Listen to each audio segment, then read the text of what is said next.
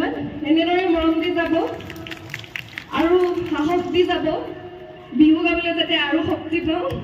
আমাৰ অসমৰ বিহুটোক যাতে আগুৱাই লৈ যাব পাৰোঁ ধন্যবাদ জয় অসম